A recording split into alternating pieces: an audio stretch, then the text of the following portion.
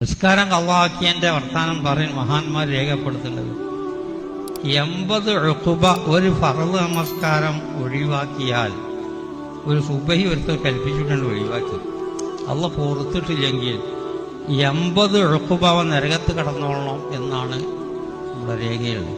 അതിന് കണക്ക് കൂട്ടി നോക്കുമ്പം 6400 കൊല്ലം 80 ഉഖുബ എന്ന് പറഞ്ഞാൽ, ഒരു ഉഖുബ എന്ന് പറഞ്ഞത് 80 കൊല്ലം.